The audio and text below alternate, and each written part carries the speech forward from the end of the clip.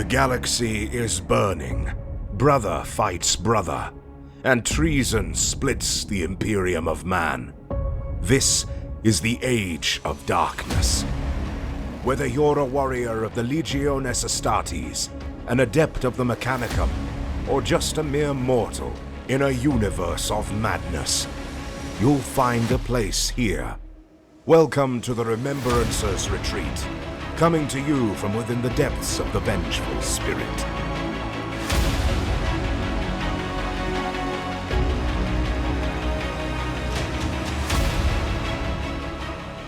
Hello and welcome to the Remembrancers Retreat, a Warhammer 30k Horus Heresy podcast.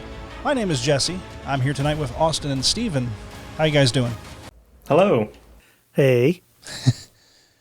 So tonight is our part 3 coverage of Crusade, Black Book 9. And tonight we're going to cover the independent characters for the Dark Angels. And with that, let's get right into it, guys.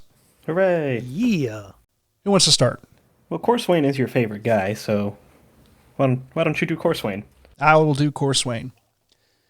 Corswain, Paladin of the Ninth Order, Champion of the Dark Angels Legion at 200 points. He is an HQ unit, obviously. Champion of the Dark Angels, Corswain's name is one which will echo down through the ages, exemplifying the qualities of stalwart determination and mastery of the blade. Corswain was the rising star amongst his brothers in the annals of the latter Great Crusade. His was the righteous path of the Paladin, and being born of Caliban, but not an ingrained scion of the Order, Corswain was uniquely placed to bridge the divisions within the Legion in its formative years under the Primarch, a position recognized and put to good use by Lionel Johnson. Under the Lion, Corswain would be groomed to serve not one host or order within the Legion, but to command the respect and knowledge of all. Even as the dust of the Age of Darkness settled, Corswain was remembered to such hallowed company as Raldoron, chapter master of the Blood Angels for his level-headed and disciplined authority as a commander, and alongside Sigismund of the Imperial Fists for his relentlessness in the heat of battle. Had the Dark Angels not returned to Caliban after the fateful events of the final days of the Horus Heresy, Corswain's legend might have surpassed even these mighty names, but destiny was instead to mar him with an anguish of his legion's own making. Foreshadowing. Dun dun dun. Yeah, we don't know what happens to Corswain yet, so. Yet. Yeah, I was about to say, what does happen to Corswain? Does the lion also backhand his head off? I doubt it. He falls. Hey, well, spoiler alert, he does show up in Siege of Terra. That's some Saturnine spoilers for you guys. Yeah. At the very end. He's going to go back to Caliban, hang out, get in touch with Luther, and be like, you know what, this guy makes sense. Traitor time. He's speaking the right words. Yeah, it's hard to say. Can't wait for that Luther book to come out. I got my pre-order in. I'm excited. Soon. Yes. Soon. You know, it's wild that Luther's not in here. I was a little surprised to see that. I was a little surprised myself, but at the same time, I don't know. Mixed feelings, because you have, for the word bearers, you have Erebus and you have... I have fucking Corphairon. You have Corphairon. So the only reason I would not include Luther is that this is supposed to be a book about the Thramas Crusade, like really. And guess who was sitting on his hands on Caliban while that was going on? That's right, your boy. I mean... Daddy wouldn't let him play. You sit on a shitty planet and you think about what you've done. Why, if I have to have Corphairon, why can't the Dark Angels players get Luther? I hate him so much. That'd be funny. One of these days we'll get a not quite Space Marine hand slap battle. Just throw them all in a ring and just go to town. Yeah. Toughness 3 all around. Instant death Corphairon with a plasma pistol. This is what happens when you let cowards into your legion, right? I mean... Guess we got to read that Luther book to find out. I mean, no doubt Corphairon's a fucking coward, but... Right? Space Wolves proved you can have adults become Space Marines. I'm just saying. If you just manned up and did it... Space Wolves are protected by meter-thick theme armor. But I gotta say, Luther's power armor illustration looks really cool in the upcoming book. He's practically a Space Marine. As far as I'm concerned, he's a Space Marine. Almost. I bet he's T4. That'd be hilarious. All that good Caliban upbringing. T5 Luther. What? Just Anyway. specifically to spite Stephen. I'm sorry, we're so off track right now. We're talking about Corswain. Corswain is a infantry character. Stat line, weapon skill 7, ballistic skill 4, strength 4, toughness 4, 4 wounds. Wow.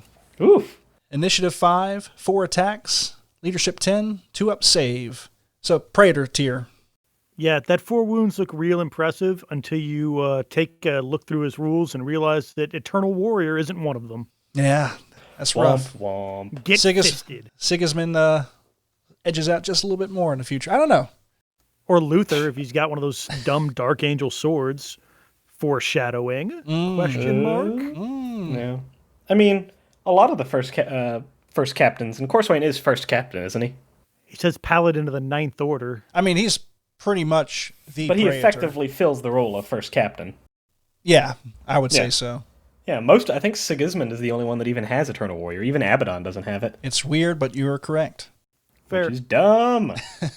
Yeah, but Abaddon is due for a sexy chaos upgrade. Yeah, for sure. I mean, Well, maybe not compared to Saturnine, but that's spoilers now. That's spoilers. yeah, we need a Saturn That's my fault. episode. That's my fault. We need a Saturnine episode. Jesse, please go ahead. All right. Let's see. His war gear comes with a bolter, comes with a bolt pistol, comes with frag and crack grenades, comes with armor of the forest and the mantle of the champion, and the blade. The Blade. His special rules consist of Legionis Astartes Dark Angels, independent character, Master of the Legion, Scion of the Deathwing, Precision Strikes, and Warlord. If he is your Warlord, he has Paladin of Glory Warlord trait rather than rolling randomly on page 15 of the Legionis Astartes Age of Darkness Army List book. And I don't What is have that? that in front of me. Reroll ones in combat to wound? Potentially, but the fact that he has Scion of the Deathwing, which kind of gives you a free reroll to hit. Let's check real quick. I mean, he's obviously a combat character. Just between Scion of the Deathwing and Paladin of Glory, he's... I got it right here. The Warlord has the Fearless special rule, and both the Warlord and any unit with the Legionis Astartes rule with models within 6 inches of the Warlord adds +1 to the wound score, calculated to see if they win combat in the assault phase. All right, that's actually pretty damn good. That's not bad. Are you reading that out of an older book or out of a digital copy? Legionis Astartes Age of Darkness Army List, I've got the digital copy. Which I believe is the updated. Like I bought it fairly recently. I felt like Paladin of Glory didn't used to. I think it used to just be combat res. I didn't think it used to have Fearless. That's kind of neat. If that's, Unless you're thinking of one in the actual rule book. I don't know what I'm thinking of anymore. It's fine. It's been such a long time since I've played 30K now. Yeah. I don't know what the Warlord traits do anymore. Funnily enough, the Warlord trait just says any unit with the Legionis Astartes rule with models within 6 inches of the Warlord adds +1 to wounds scored. Doesn't say friendly. Well, that's interesting. He's so paladin-y that other Which people I guess want to makes kill him. sense, right? Like, if you've won combat against somebody running around with the armor of the forest, you just feel really good about yourself. Yeah. Get that extra wound. But it is nice. So, as a sidebar, this unit may only be taken as a part of a loyalist faction army. And getting into their war gear, we have the Blade, a masterwork tyrannic greatsword, granted to Corswain by his mentor, Alaho. It is said that the blade was once raised aloft as Advexmors by Legion Master Urian Vendrig to incite the first Rangdan Xenocide, and was wielded in the violence of every campaign against that foul Xenos by a champion of the First Legion. So the blade, melee, strength +2, AP 1, Jesus. melee, two-handed, mastercrafted, and duelist's triumph. When fighting in a challenge, all of this weapon's attacks have the instant death special rule. Oh. Well, So wounds I on guess. 2s, no armor saves. Please don't be in a challenge. yeah, don't fail that 4-up invul you got, boss. It's kind of funny that they do mention it's a Tyrannic Greatsword, which are instant death by default, but this one only activates when he's in a challenge. But it's also AP1, so... I mean, that looks like instant death to me, boss. Yeah. But see, that's the thing, between AP1 and AP2 against infantry, it doesn't really matter. It's for tanks. Yeah. I mean, yeah, for all the tanks that Corswain's going to be hunting. All the tanks with a strength 6 weapon? Strength 6, yeah, why not? I mean, he can hit on rear value and penetrate. Sure. Lock down a dreadnought. He can finish off those rhinos for you. I do really love, though, that he's got this, like, blade, which is apparently wielded by a badass because it's not named, and that's, as we all know. Blade. We all know what the blade is. We all know that only jackasses name their swords. But he's just got, like, a basic bolter and just a bolt pistol. Yeah, nothing. Yeah, he's not about the ranged weapon. He is all about the and he's melee. BS4. He doesn't deserve a mastercrafted bolter with BS4. That's true. He does have... I just realized that, because Raiders have BS5 typically, so... Yeah, but he is a boss when it comes to dueling. But they also have weapon skill 6 usually, don't so they traded up those skills. While you were fiddling around with bolters, he mastered the blade. Literally, the blade. Quite literally. Yeah. Yeah, I mean, it's a trade-off I'd make with any of my Praetors. Yeah. Because they're not about... When you got a Praetor, you're not there to shoot You're not there to shoot bolts. No, you are not. So he's hitting everybody on 3s and challenges, pretty much, unless you're a Primarch. Yeah. Because of fucking Dark Angel shenanigans. Sweet, sweet course. So yeah, Armor of the Forest and Mantle of the Champion. Actually, yeah. Even if he was dueling some weapon skill 7 Primarchs, he'd still be hitting on 3s. Yeah, you're right. He's got a blade. Get him. Yeah, that's crazy. What, Horus has weapon skill 8, right? Most Primarchs do. Weapon skill 8? I know Lorgar is 5 or 6. Yeah, but Lorgar is bad at his job. No, he's good at his job. His job just sucks. The Lion is 8. Well, yeah, for all the times Corswain and the Lion are going to be going toe-to-toe. Look, you don't fucking know. I'm just saying he can only be taken as part of a loyalist faction army, so he's not throwing in with Luther anytime soon. A little exposition match. In this book. That's fair. I don't know. Moving on to Armor of the Forest and the Mantle of the Champion. A masterfully wrought suit of artificer armor struck from Terran steel in the heart of the forests of Caliban by the Lion's own hand. The Armor of the Forest embodies the pragmatation of the Legion in its simple, utilitarian functionality and doughty endurance. That's actually a word I haven't really heard before. If you play dwarves, you hear it a lot. Corswain's only adjustment to this peerless suit of armor is to enshroud himself in a ritual mantle of the Dark Angels, obscuring the symbols of his order and host so that he might serve the entire Legion with purity of purpose as their champion. The Armor of the Forest and the Mantle of the Champion grant Corswain a 2-up armor save and a 4-up invulnerable save, improved to 3-up against close combat attacks. Ugh, good luck getting that power fist through. Yeah. Note, not challenges, close combat attacks. Yeah. But can we stop and appreciate that every other piece of war gear that has been crafted by a Primarch is always described as some like wonderful work of art? And this is described as simple utilitarian functionality, which probably means it's kind of ugly because the Lion doesn't really forge shit. Yeah, my favorite part about it is it's struck from Terran steel in the heart of the forests of Caliban by the Lion's own hand. Like, hey, boss, where you going? And just lugging this into big the heart box of Caliban. Metal. I'm gonna go make some armor in the forest. I'll be back. But this is exactly what happened. It's, man, I'm gonna show that punk Perturabo and Ferrus Manus how to like fucking craft weapons and armor and shit. And he goes off into the forest because it'll be a cooler story, and comes back with this suit of armor and kind of looks at it and goes, "Hey, Corswain, come take this. Don't tell me, buddy. You don't mind if I put this cloak over it, do you? No, go ahead." Thanks, Dad. So he puts the cloak around it. I love it. You're gonna wear it a lot, right? Yeah. Absolutely. Look, I think this cloak goes really well. I'm just going to have it cover up literally everything about this. They come out of the forest, and everybody's like, what's that bear that's walking alongside the lion? No, don't put the cloak on. You can't see any of the cool symbols I put on it. No. It's so that the whole legion. I don't want it to get scuffed. Now, in all fairness, has Perturabo made a suit of armor that has a 3-up against close combat attacks? Yeah, but it took the cloak to get this one to 3-up. Yeah. That's For all we know, the cloak is what's doing the heavy lifting here. This could just be 2-up armor, no invul at all. Yep.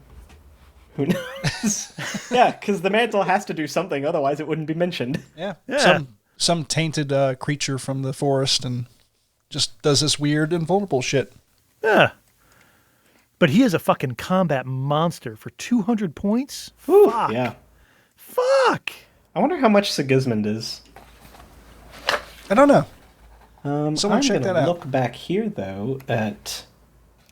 so the other combat monster in the book is Sevatar, and he clocks in at 175. Cheap boy. But can Corswain take Sevatar? Almost certain. I don't know. Now, also, doesn't Sevatar have some upgrades that cost extra points, which you want to take by default? He can be bumped up by 35 points, which actually puts him 10 points over old Corswain. Yep. But we're not talking about the Night Lords right now. Not spoiling it too much. I think it'd be a pretty close fight. All right, Sigismund is 230 points.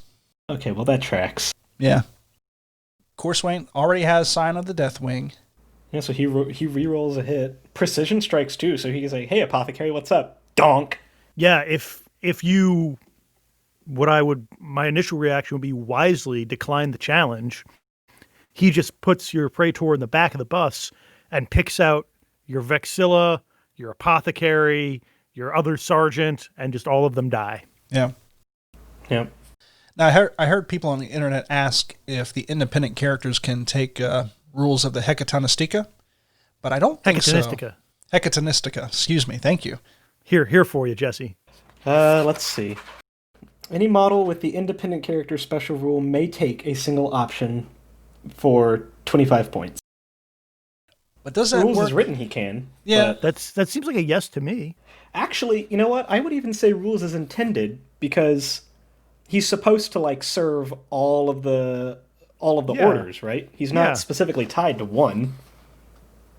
That's a good point. Although I thought in general named characters typically have just the war gear that's assigned to them. Well, it's not war gear, it's a rule. Yeah, it's a separate thing. I'd allow it. After the recording, we went back and checked the FAQ. Unique units may never be altered, with the exception of options that are specifically listed on their profile. They are already equipped with the weapons and war gear they need.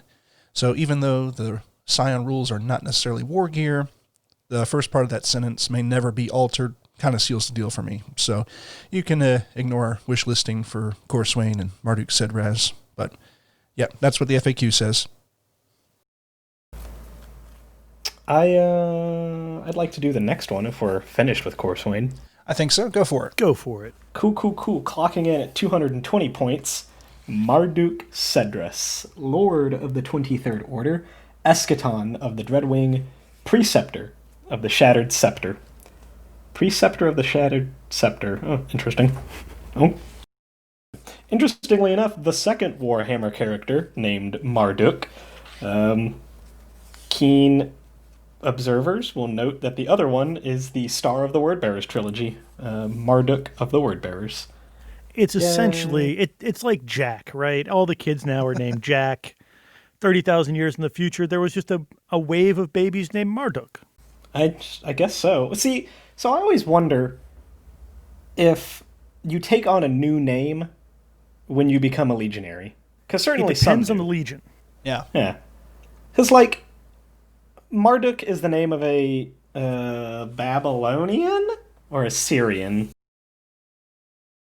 god of magic.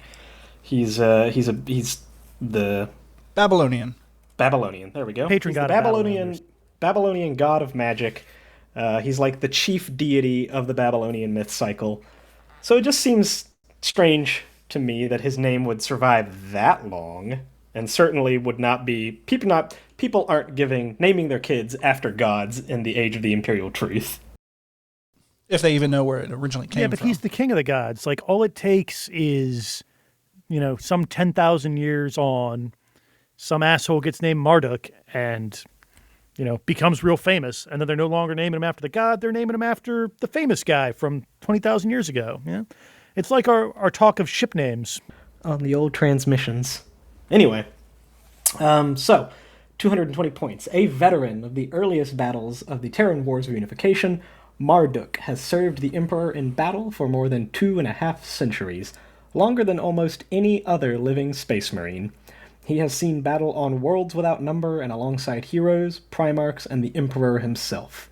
Indeed, there are few foes or battlefields that Marduk Sedras has not beheld and mastered, and the tales he tells of long-forgotten campaigns and fallen empires serve to inspire and educate both the newly recruited and initiated warriors and veterans of the Legion alike. His long record of service within the First Legion began in the ranks of the now-defunct Host of Stone, where he was acknowledged as the preeminent siege master of the First Legion, and he would later enter the ranks of the Dreadwing. Rather than join the Council of Masters on Gramarye, Sedras opted to accept the lesser rank of Master that he might remain in the field as the Great Crusade entered its 2nd century. Many among those that have served alongside him believe that as long as the old warrior still draws breath, then the Great Crusade will continue, even if he must pursue battle beyond the edge of the galaxy in the Emperor's name. What the hell is the Host of Stone? The Host of Stone is like the siege breakers of the Legion. I believe before the coming of the Lion, and Jesse will have to correct me on this, I believe before the coming of the Lion, the Legion was broken up into a series of hosts, which later became the wings that we're now familiar with. The Host of Stone being siege breakers. Cool. Yep. Also, a little fun bit about Marduk here. He bears the title of Eschaton, and I don't know if all of you remember the Warhammer community article for Road to Thramas kind of explaining some stuff about the Dark Angels, but one of them told you what Eschaton means, and I think it's really cool. Eschaton is a specific title awarded to legionaries who have overseen the death of a world. So, like, if you're rolling around on your battle barge and you're carrying Exterminatus grade weapons, and you Exterminatus a planet, congratulations, you're an Eschaton now. If you're an not Iron Wing, like a Storm Wing kind of guy, and you're down there and you perpetrate a campaign of extermination against some Xenos breed or whatever, like the Rangdan Xenocides, Eschaton, bam. And it's funny, because you know what it means in Greek, right? What? Ancient Greek, Eschaton is dawn of a new day. Interesting. Huh. That's pretty cool. And you know what? If you murder the shit out of every Xenos on the planet, it is a new day on that world. Welcome to humanity. Get on board. As another sidebar, regarding the hosts, on page 87, it lists 1, 2, 3, 4, 5, 6, 7, 8, 9 different hosts that were around before Lionel Johnson created the Wings. As far as the Host of Stone, Stephen's right. Experts in the static arts of war, of siege, and the destruction of fortifications. The grim demeanor of these warriors is a key feature of many of the most bitter defenses and bloody assaults in the early years of the Great Crusade. For to the adepts of the Host of Stone, all war was a simple matter of determination. Those that did not yield to the foe, who stood impassive in the face of utter destruction, would find victory, and those who gave way would be crushed underfoot. And their symbol was basically like a castle, a rook. Cool. I bet those guys were friends with the, who are they? The Ordo of the Mechanicum, that just siege breakers. I can't remember what their names all of a sudden. I don't know. I don't know my Mechanicum too well, unfortunately. Yes, Reductor. You had it right. But oh, cool. But yeah, page 87, and the icons are really cool too. Like one of my favorites. Got along well with the Death Guard and the Iron Warriors and the Iron Hands. They had a Host of Pentacles, which was like an early Librarius, and their symbol is like the Witch Star? I can't remember what it's called. The Seal of Solomon? Yeah. Page 87, you said? Yeah, or not Seal of... Is it the Seal of Solomon? It's the 5-pointed star. Yeah, that's the Seal of Solomon. Okay. I don't know my occult very well either. Host of Pentacles. Yep. More fun facts about the Seal of Solomon. It could enslave demons. Well, there you go. Anyway, back to Marduk. Between demons and AI, do they do nothing but fuck around? Marduk Sedras, at 220 points, has a pretty standard Praetor stat line. Weapon skill 6, ballistic skill 5. He also has 4 wounds. Yeesh.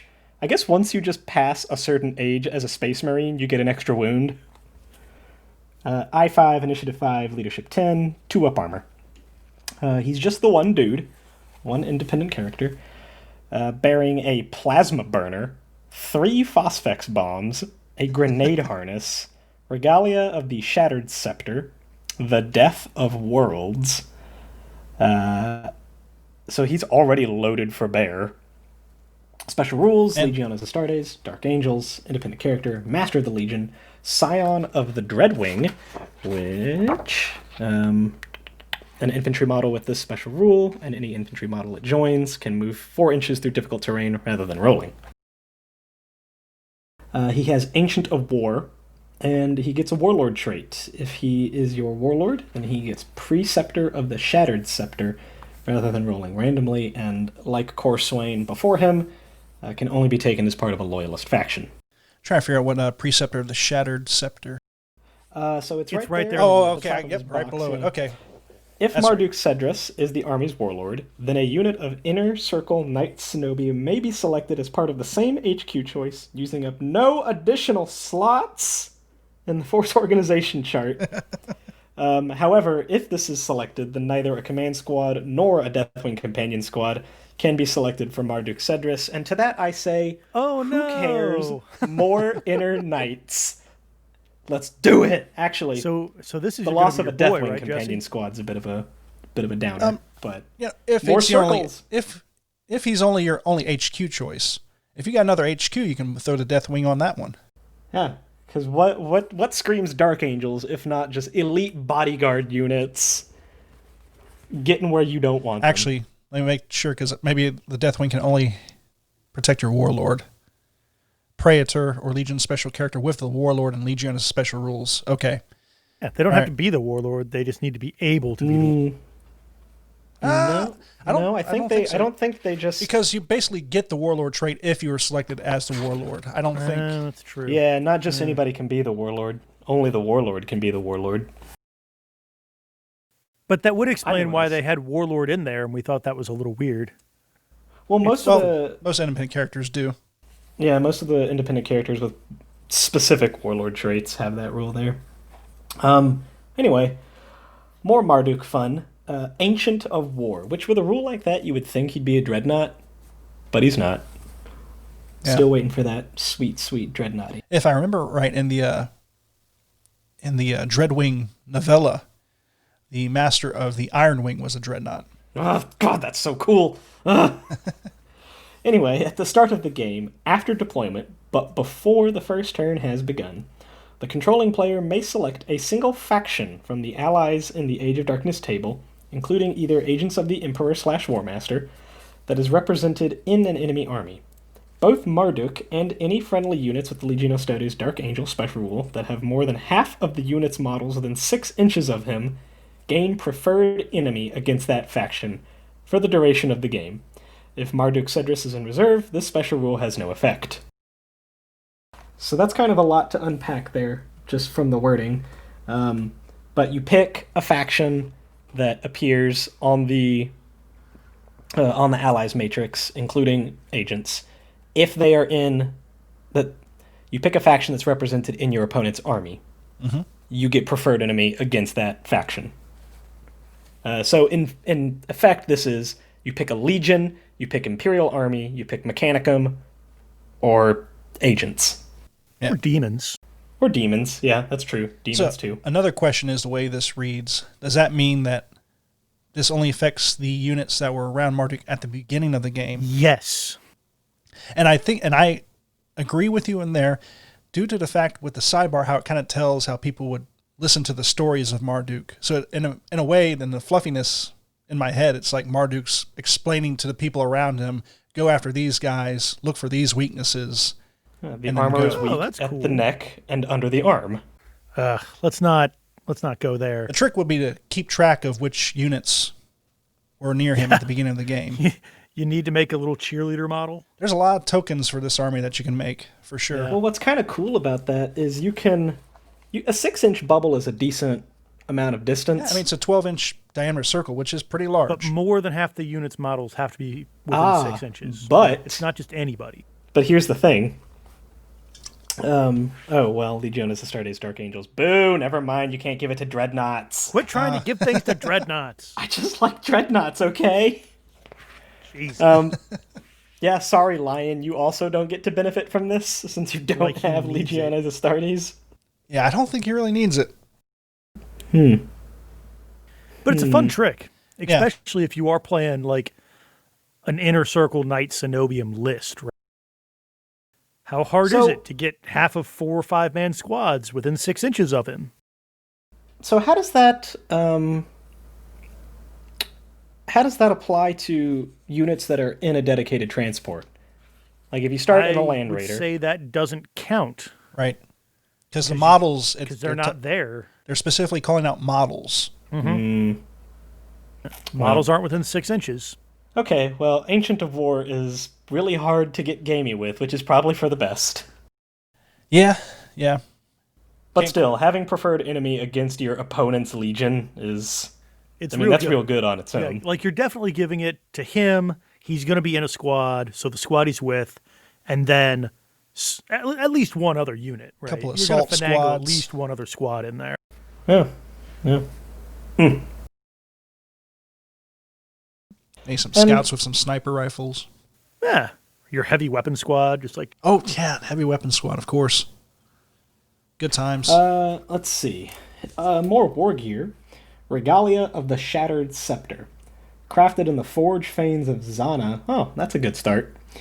After the end of the second Rangdan Xenocide, and gifted to the first Preceptor of the Shattered Scepter. God, I wish they had picked a different name. The Preceptor. The Preceptor This armor Scepter has served the Order since that day. Forged so that its bearer might take battle to the worst death world, this ornate cataphracti plate hides an array of field projectors designed to nullify dangerous IRAD and phage contaminants. The Regalia is a suit of cataphracti pattern Terminator armor. In addition to the standard rules for such an item of war gear, the Regalia also allows its bearer to automatically pass dangerous terrain tests he is called to make. Huh. Neat. handy. Nah, It's a fun doesn't little come buff, up that often, right? but it's nice that Marduk isn't going to fall down and die from barbed wire. Right? Not like this. Yeah, no. Not like Sorry, this. Marduk. Not quite as impressive as Armor of the Forest and Mantle of the Champion, but we can't all be Corswain. It obviously looks prettier, though. 'Cause it's called Yes, the it definitely looks prettier. Some Zanite magi had their hands on this one. Yeah. No porosity in that well. And finally, Warhammer's been around for a long time, right? A very long time. It's an old game. There's a lot of fluff to it. But this might be the edgiest thing in the entire franchise. I see what you did there. We did it.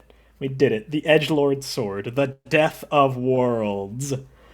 A relic of the First Legion, the blade known as the Death of Worlds was pattern-welded from fragments of adamantium collected from the hive cities of the First World to fall under the Eschaton, the Edict of Utter Destruction, which again means dawning of a new day.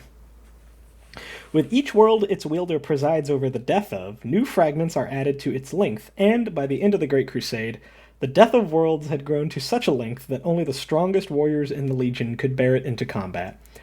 The shards pattern-welded to its edge carry the curse of 1,000 dead worlds, the ragged blade tearing apart its victims with vicious spite.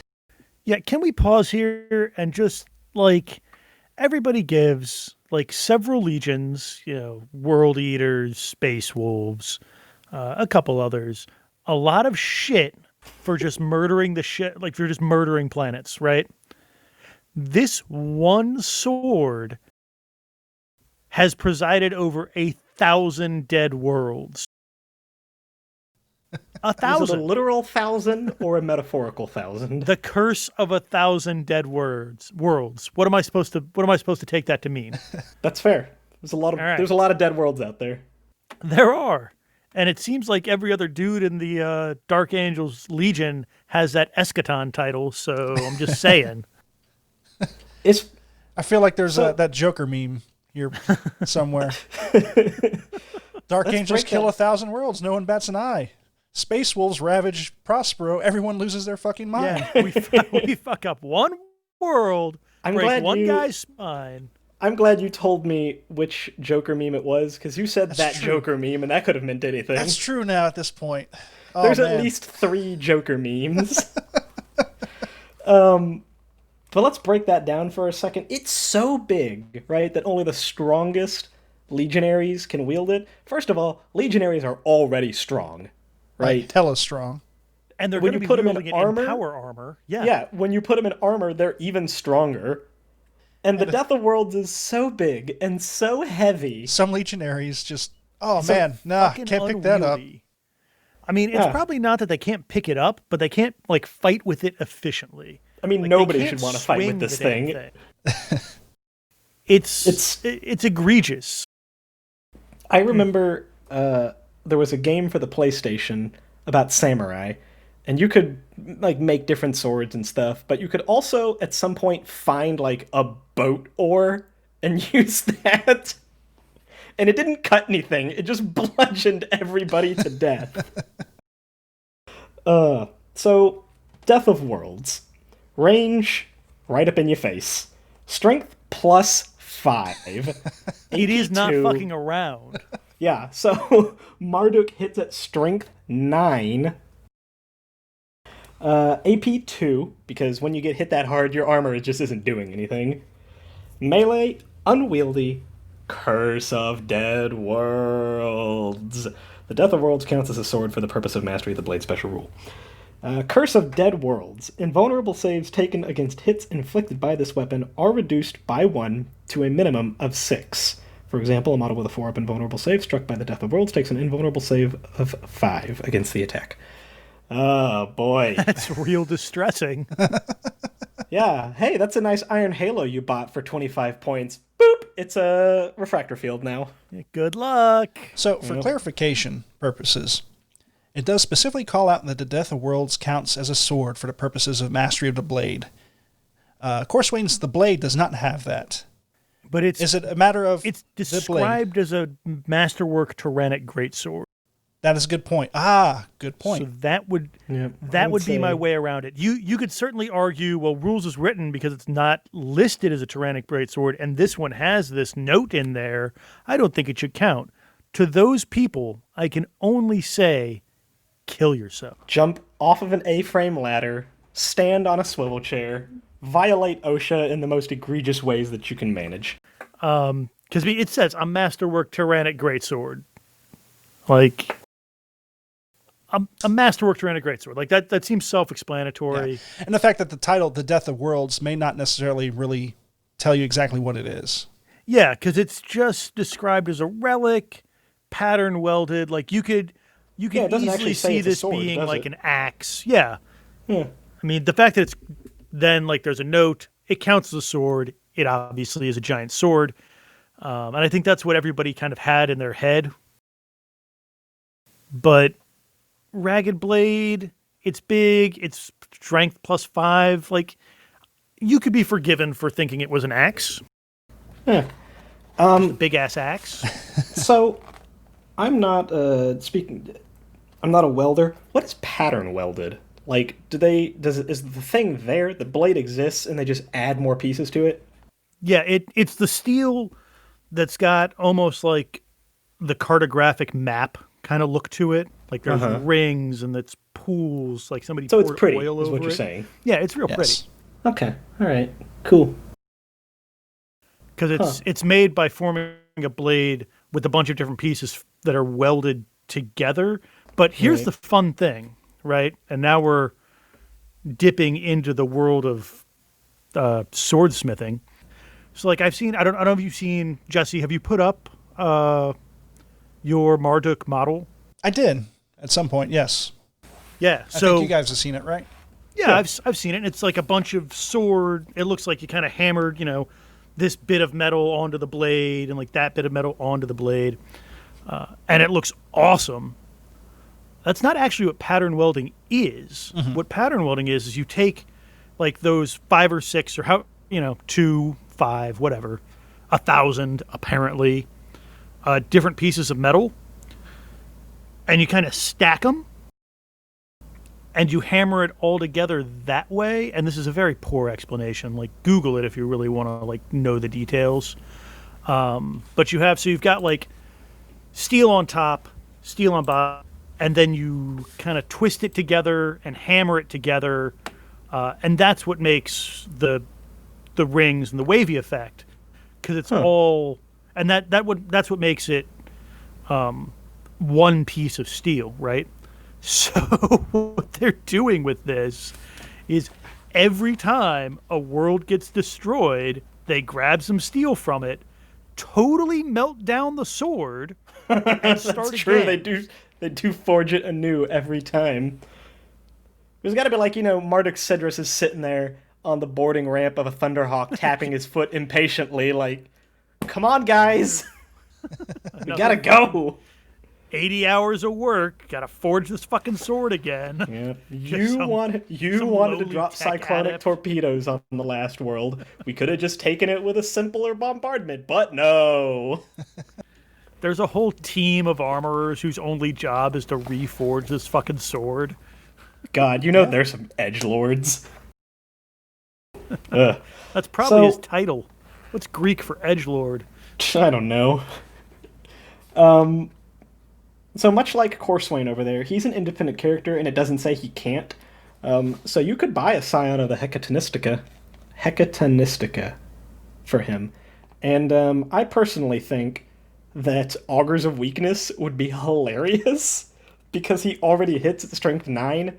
And so if you want to crack open a dreadnought, just pay 25 points and he'll smack that thing at strength 10.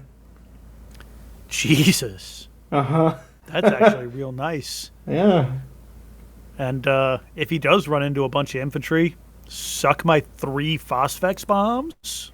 Yeah, this dude does not play games. Hunter of Beasts is also pretty good. Because it does not specify that it has to be against monstrous creatures. It's just anything with T5 or higher. So you can reroll the only thing that's going to cause you to fail the wound, which is a 1. And just all those demons, murdering all my poor demons. Yep. Yeah, and demons have to take their save at 6 up against him. Marduk, please. Yikes. Yeah, it offends me a little bit that both these Dark Angels characters seem like they'd be better in combat, just flat out better than any of the Space Wolf, like not Lehman Russ. Well, I mean, Space Wolves are just terrible, so... Yeah, I wonder how well these guys would fare against Wordbearer characters. Oh man, none of the Wordbearer characters are... None of the Wordbearer characters are good, so...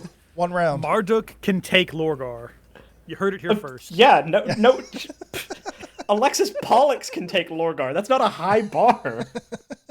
Fucking, who's that Ultramarine with the fancy stick? Why'd you have to go there? You know what? We agreed never to talk about that again. Nope, talking about it. Talking about it on the internet. I think it's hilarious. I think it's hilarious that Marduk has a grenade harness because he already hits at I1 with Death of Worlds. That just makes his buddies around. Like, that's just to keep his buddies, like, having a good time. Yeah, that's true. Don't have to take one for the Cenobium. Now, save you a couple points. Is the plasma burner the gun that the Interruptors carry around stock? Or is that the plasma incinerator? Yes, it's the one that the Dreadwing carry. Right.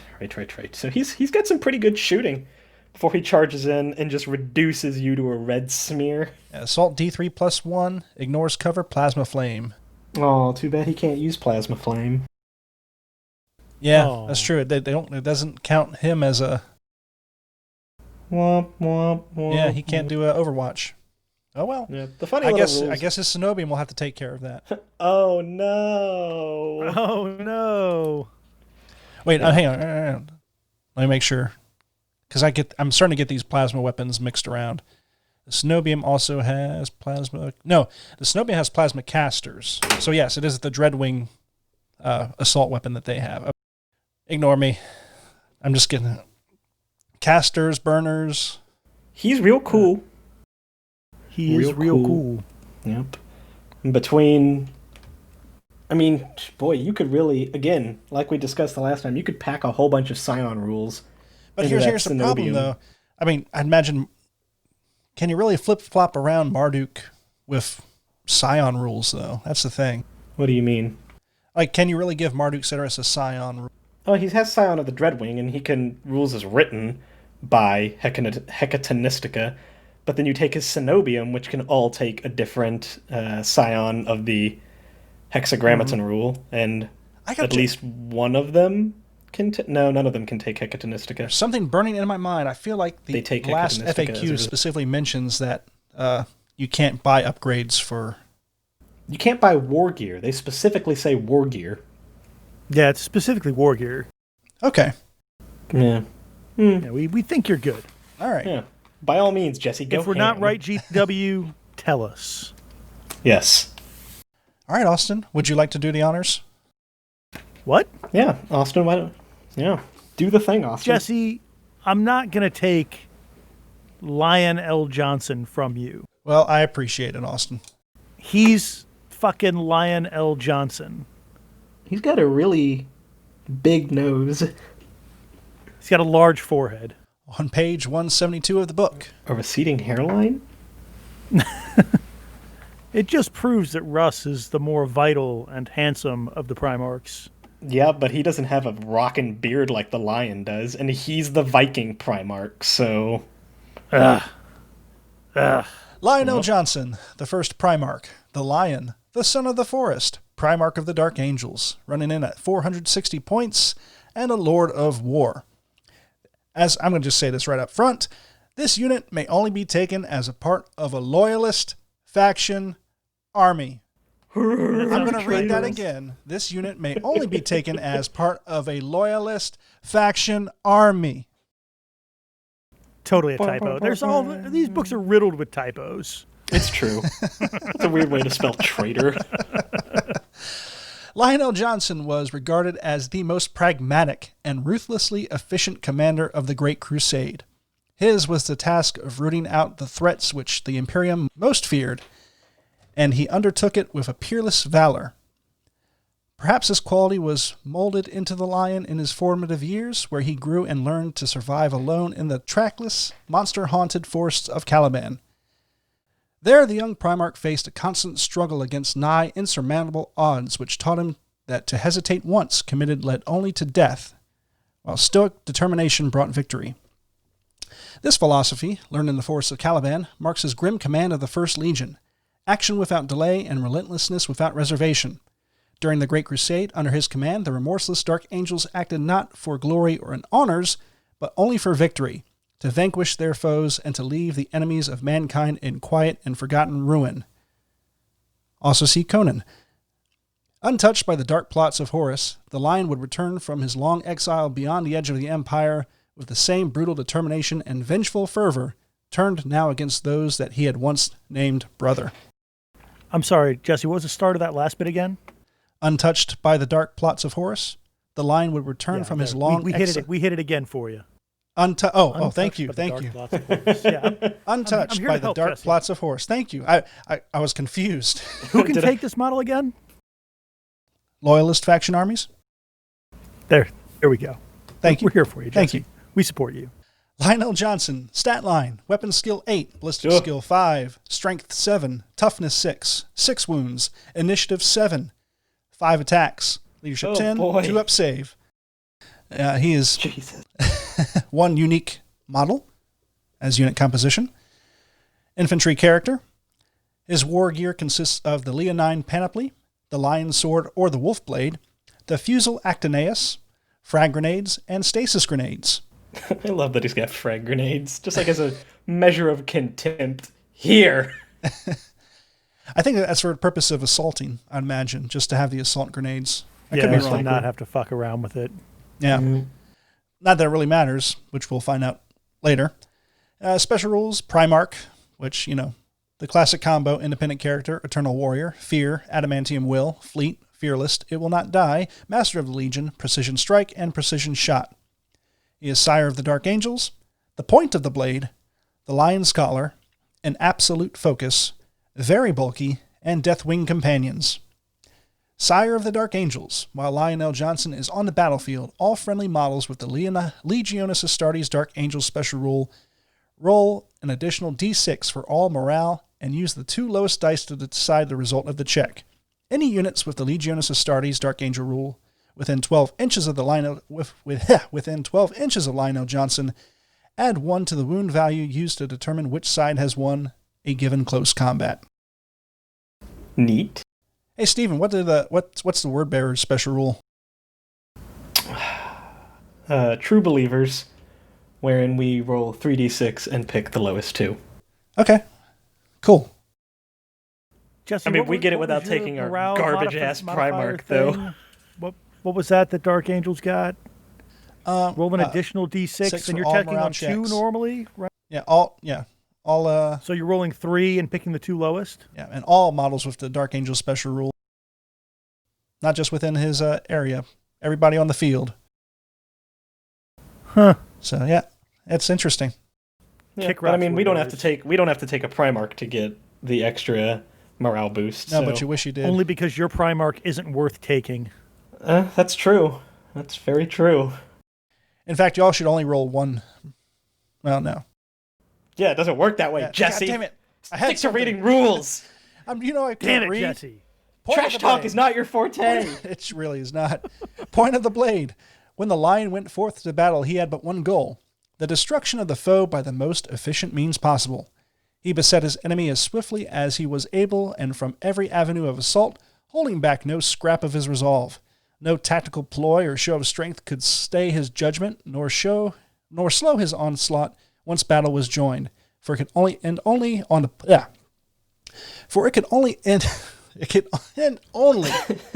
only end on the point of a blade. Ladies and gentlemen, if you'd like to become a Patreon, all of your money, if you join this week, will be spent to get Jesse reading glasses. So he can read the tiny-ass font I have no of excuse. this book. Tiny-ass italic font. After it's declaring a charge for Lionel Johnson and any unit he has joined, the controlling player may choose to move 8 inches, ignoring the effects of difficult terrain or dangerous terrain, instead of rolling for charge range normally. Thank This is so God. fucking good. Oh my God! There's I no wanna point out escaping the lion. That you could replace that flavor text with when Lehman Russ went forth to battle, and it would make perfect sense there too. Yeah. It was weird to me how much that applied to both Primarchs, but this Or is such a Angron. good rule. Yeah. It was really good. Yeah, but that implies Angron has judgment. Angron has judgment. He just chooses not to use it. And as someone who sweats when I have to make a always 4-inch charge because I once failed 2 4-inch charges back to back in a Zone Mortalis game, I really like this. I really like this. It was funny, but so sad. Yeah, I was But, fighting and Death Guard. But who how had many of us have done the same thing, right? Like, fucking, you got a 6-inch charge. All right, a 2, and now I'm gonna get gunned down and annihilated. Yep. First you take Overwatch, then you get shot again in the shooting phase. Yep. No, this is great. Something Rough. you can count on for sure. Yeah. All right, I'm gonna charge. Cool. How far do you have to go? Not gonna bother. Yeah, anything that reduces the variables for you is a net gain in my book for this game. Yeah. Welcome to pre-7th edition fantasy. Oh, shit, really? Random charge distances can suck it. So they didn't have that in fantasy, I take it. No, it was just your basic, it was just like your march move was your charge range. And there was no pre-measuring, so like, guess. Ah, But like the stock move was 4, so everybody could judge 8 inches by eye.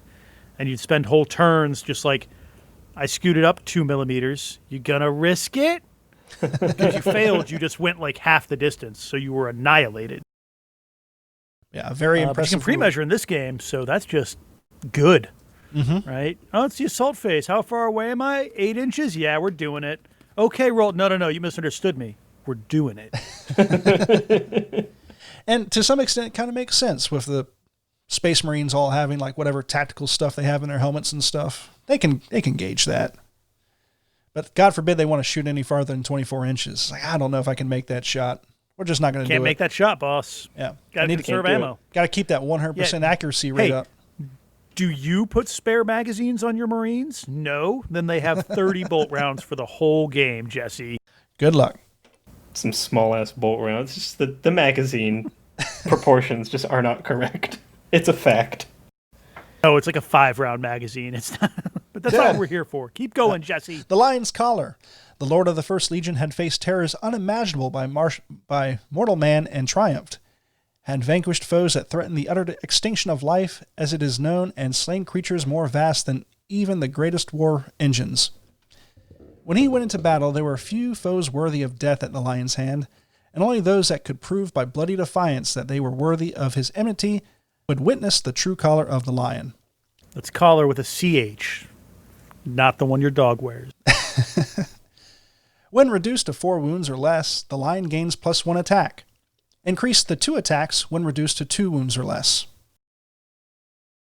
Spooky. Yeah, pretty straightforward and... Yeah. Yeah, he just hits so 7 hard. attacks at the end of, at the end game. Yeah. That's very brutal. Because you're not killing him in like a round, right? Even if you swarm him with like another Primarch and that Primarch's bodyguard, you're not gonna put 6 wounds on him in a round, so he's gonna go again. There are gonna be some extremely very with bad rolls. With extra couple attacks, yeah. Yeah, for that to happen. In absolute focus. Among his brother Primarchs, the Lion was renowned for his prowess in combat, but not because of any unique tricks or subtle blade work that might confound the foe. He was neither the exquisite duelist that Fulgrim epitomed, nor the raging berserker that was Angron, but rather something more terrifying. He fought with an absolute focus and chilling detachment, unstoppable on the attack and immovable on defense, and once brought to battle, he knew no other end than victory or death. In any assault phase, Lionel Johnson is never required to roll more than 4 up to hit any enemy model, regardless of the enemy's weapon skill, any special rules, or modifiers in play. I feel this is very specifically aimed at the famous, like, a refight of the Russ Lion fight. Because it means that Russ's armor won't fuck with him too much. Russ's fuck you rules don't matter. That's right. Forgot about that. And when they revealed these rules back a couple months ago, Stephen, you mentioned, and I didn't realize this, I didn't think about it, but Titans. Yeah, anything Reaver or above, he just chops down like a tree. Yep, because Titans, for infantry require a roll of 6 to hit, right? Mm-hmm. Not with the Lion. Not with the Lion. Which is hilarious. Wolfblade goes brrr. Hooray, strength 10, AP2, suck it! Deathwing Companions. Among the ranks of the Deathwing, there is no greater honor than to take the field alongside the Primarch himself, with those fortunate enough to suffer hurt or death in his stead lauded amongst the greatest heroes of the Legion. Indeed, the Lion has often proven reluctant to accept the service of the Companions save in direst need, unwilling to risk harm to his Legion when it can be avoided. Unless he's backhanding a chaplain. Sorry, Nemiel. But also because he's the fucking Lion. What can you bring to the table that he doesn't already have? A unit of Deathwing Companions may be included as part of the same Lords of War choice as Lionel Johnson. If selected, Lionel Johnson must join this unit and may not voluntarily leave it during play. I'm sorry, these are just the rules. Sorry, boss. Sorry. Leave me alone. Them's the rules. Yep. Can't do it. So moving on to his war gear, the Leonine Panoply, crafted in homage to the armor of Caliban and the heritage of his new legion. The Leonine Panoply was both a brutally efficient aegis against harm and a fitting set of regalia for the first of the Primarchs. Its crowning glory was the Lion Helm, a graceful ceramite helm that bore a set of plumed wings in the style of the First Legion's emblem, and which incorporated a power field projector of ancient design. The and Leonine, very specifically not crafted by the lion. correct. This is not the lion helm. This is the Leonine panoply. So this is pretty. Yep. The Leonine panoply provides a 2-up armor save and a 4-up invulnerable save. The first failed invulnerable save made for the Lion L. Johnson each turn may be re-rolled. Each turn, Jesus Christ.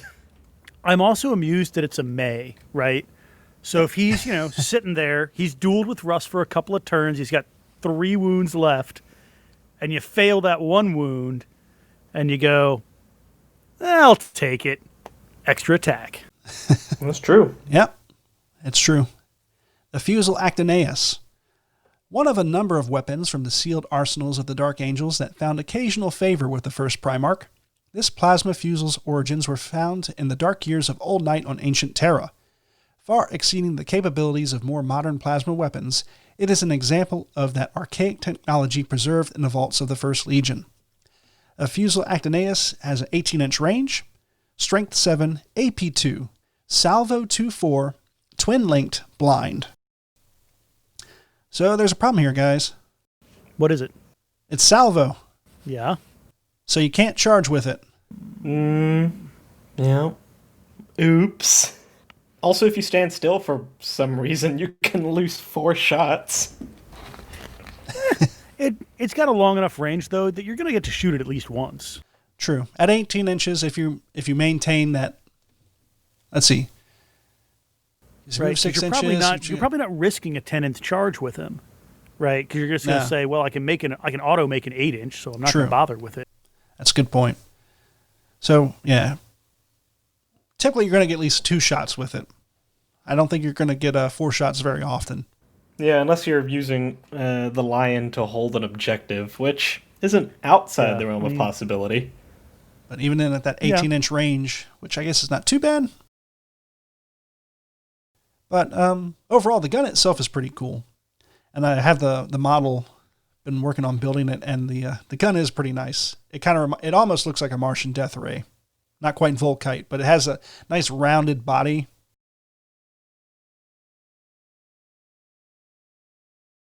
I need to put it somewhere else than where they say to put it on the model, because you're not going to see it because the cape's going to cover it all up. So,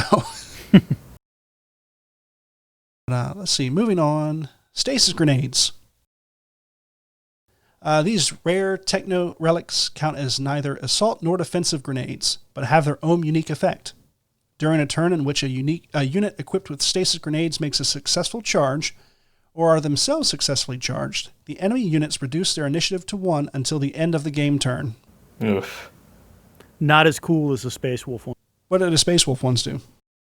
We can throw them as an AP2 small blast. Nice. What is it, like an 8-inch range? Yeah, something like that. Gotcha. But they're assault weapons. So. Oh, wow. That's pretty cool. Yeah, that's what I'm doing when I have like that one Death Sworn left, Uh-huh. and he's chucking random shit at you that really, really hurts. That's what it is. I've never been on the wrong side of your Death Sworn, I think. No. Wait, I played once. I don't remember. I don't think so. Need to be, because we're gonna have to redo this Russ Lion fight. Yeah, I think so. But yeah, the fact they count neither as assault or defensive grenades, so that's why you get the frag grenades. Just to tack onto that, which, okay. But yeah, reduce initiative to 1 until the end of the game turn. That's disturbing, especially if you throw them in with a bunch of Deathwing companions. And Just you go tyrannic first. greatswords. Because it's Tyrannic greatswords. it's game turn, not player turn. Yeah. Right? So if you go first, then it goes for 2 rounds of combat. Mm-hmm. Assuming there is 2 rounds of combat, because you're fighting the fucking lion. The Lion Sword. And these are the 2 weapons that you can choose. You have the Lion Sword, a powerful broad-bladed sword that gloved. A powerful broad-bladed sword. See, now it's just sad. Now it's just straight up sad. A powerful broad-bladed sword that glowed with a soft inner light and scorched those it struck with a silver flame. Its keen edge made a mockery of even the finest armor or the mightiest of foes, cutting a clear path for the first Primarch and his legion through the darkest of battlefields. The Lion Sword is melee range, strength user, so strength 7, AP 1, melee, lance, fleshbane, mastercrafted, 2-handed. Why, though? Why does it need to be Fleshbane? I don't understand. It's Fleshbane and Lance, because fuck you and the tank you rode in on. He hits so hard already. I guess Fleshbane for, like, monsters, for demons. There's almost nothing. That's what this is Strength 7, so... You now hit him with demons. You re-roll those ones. And if there's a tank involved, congratulations, your armor value It's dead, too. Yeah. Then we have the Wolf Blade, a blade of ancient provenance borne by the first Primarch in the earliest days of the Great Crusade, and which remained at his side even to the last days of the Horus Heresy. A masterpiece of the armorer's craft, whose flickering silver teeth wrought a fearsome ruin upon the foe and shattered the resolve of those that stood against the lion. Range melee, strength +3 for a strength 9 attack, AP 2 melee, two-handed, shred, fearsome ruin. Any unit which suffers one or more casualties from this weapon and makes a morale check during the assault phase must roll an additional d6 for that check and keep the 2 highest dice to determine the result. Jesse, I got to disagree with you there. It's a strength 10 attack. Right, because I can't count. Counting is hard. I get Strength Again, 10. For $1 a month. We need to make a PSA, like that sad, like puppy or like starving kids video, and just we'll overlay arms of an angel. We'll just have some. We'll have some black and white photos of Jesse at Nova. Strength 10. AP 2. Yeah. The next time Steven rolls out with that Iron Warriors Dreadnought list of his, just there's your answer. Bam. Lance. No, please stop it. This list is already painful. So all right, we'll just bring Strength 10 AP 2.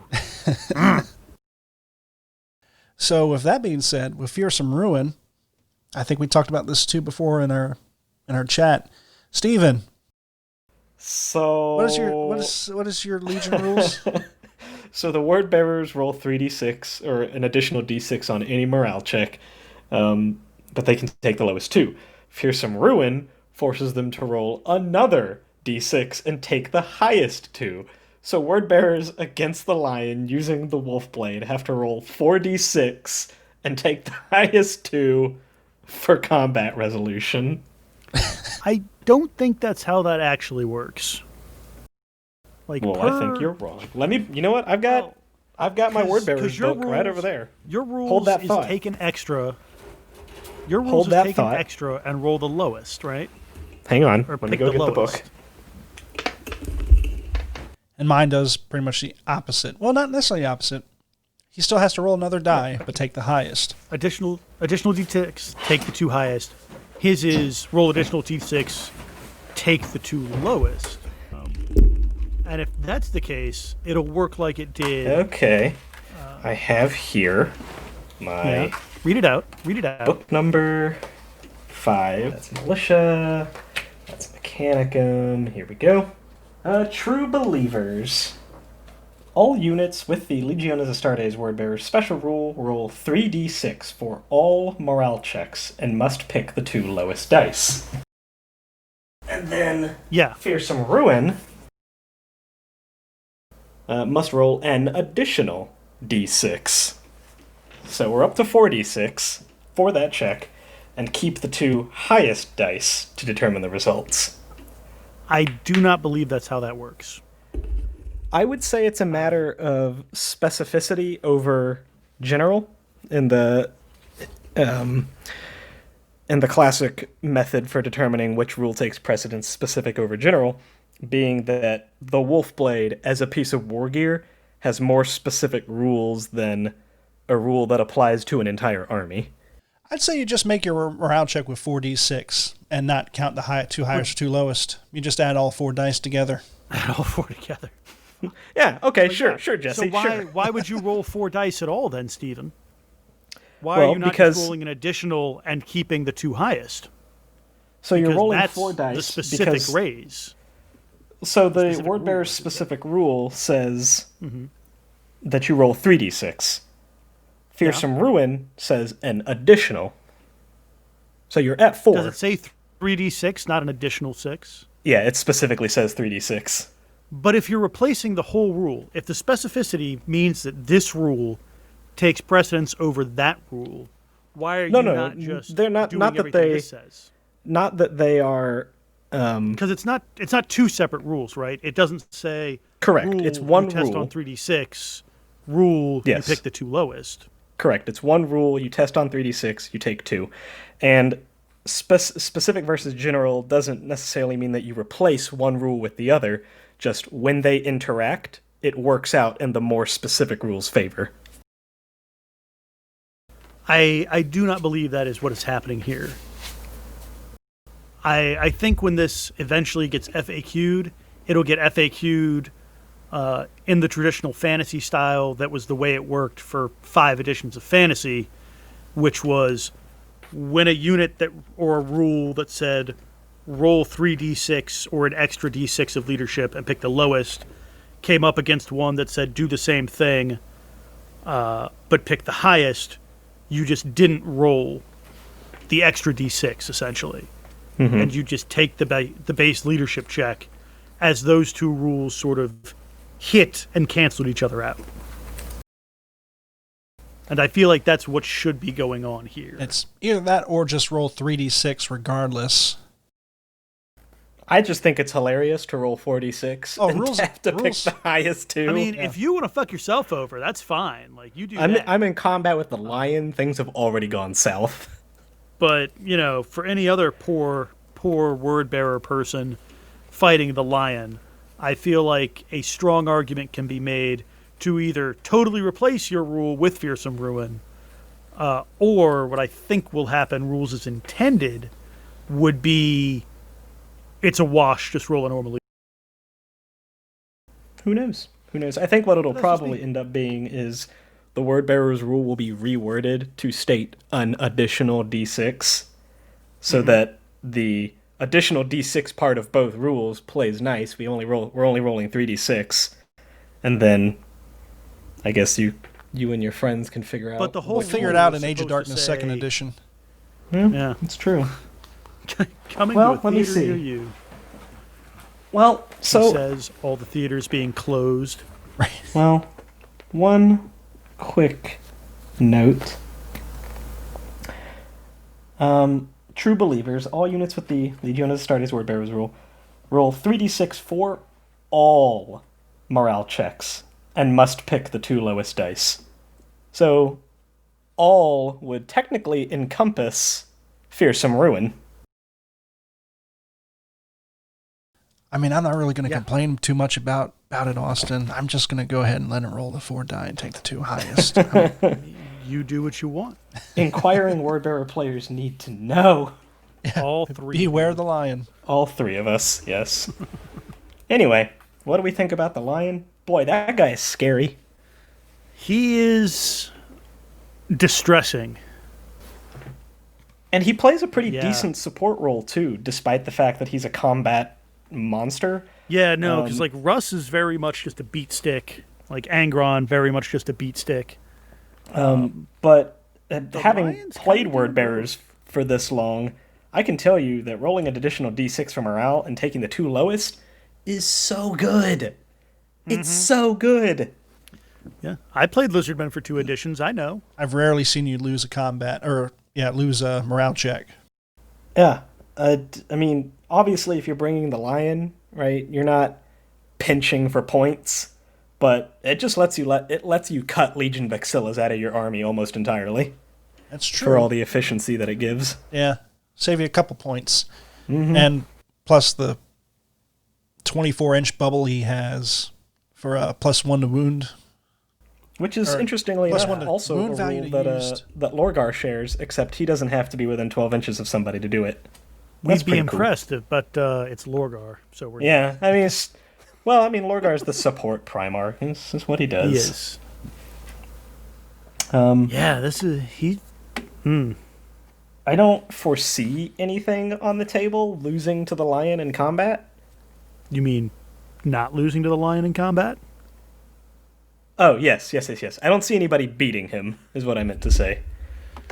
The lion will remain inviolate. I have to look at Horus's stats. It's been a long time since I've seen him. Yeah, I'd have to look again at Russ. I actually have Horus as well.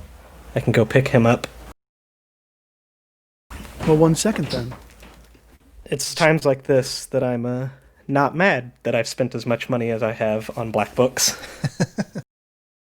Horus actually probably has a fairly decent chance of taking on the lion because of the fact that he can reduce stats.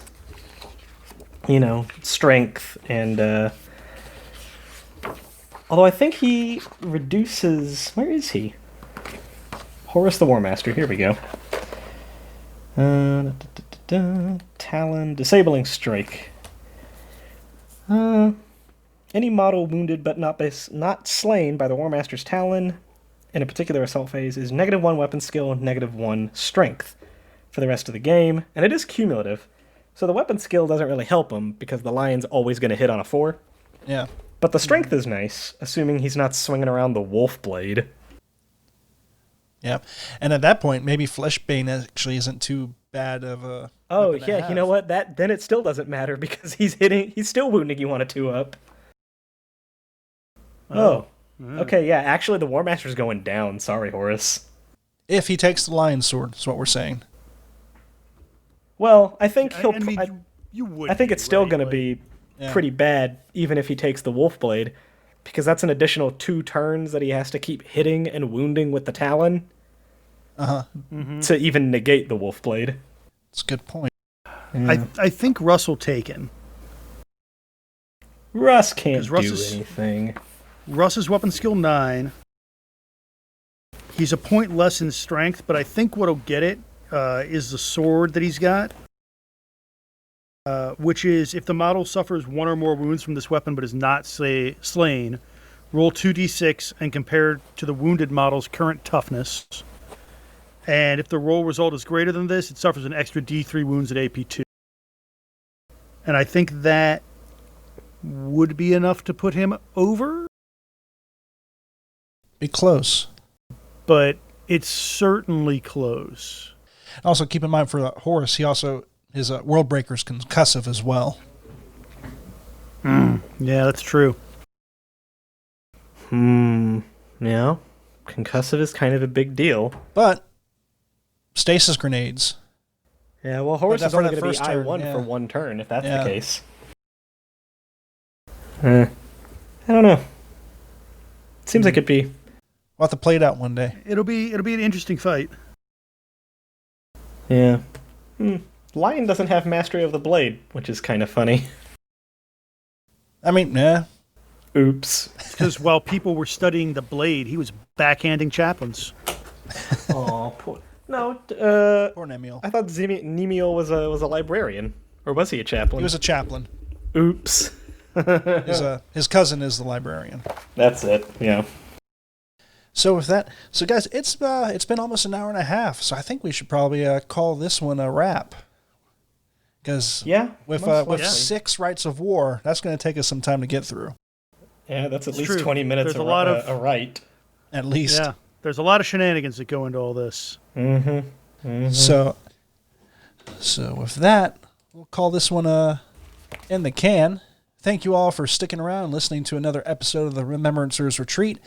If you enjoy our podcast, considering subscribing on Apple Podcasts or Spotify or any pod-catching app that you use. You can visit our website at rr30k.com. You can join our Discord server, which the link will be located over at on the link somewhere on this episode. You can follow us on Facebook and Twitter at RR30K Podcast. You can follow us on Instagram at the Remembrancers Retreat, Remembrancers_retreat.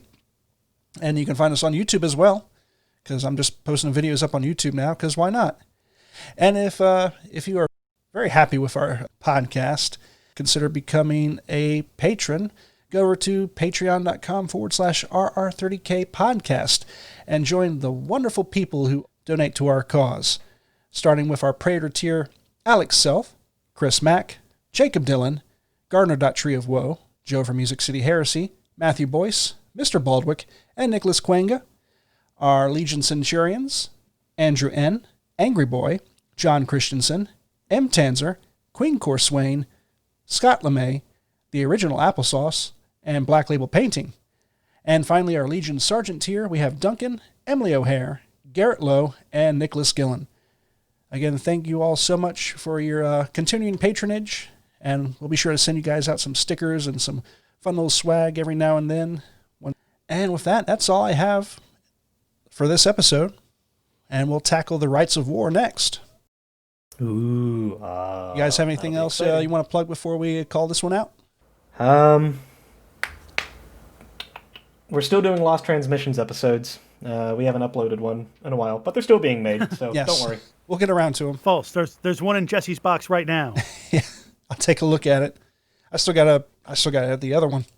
Yeah, there's a lot to do. There's not a lot of time to do it in, but don't worry. We're still The doing content Lost is there. Transmissions. We just got to get it to you guys, so Yep. hang in there. We're getting there. So with that, until next time, keep those dice rolling. Bye. Adios. Bye.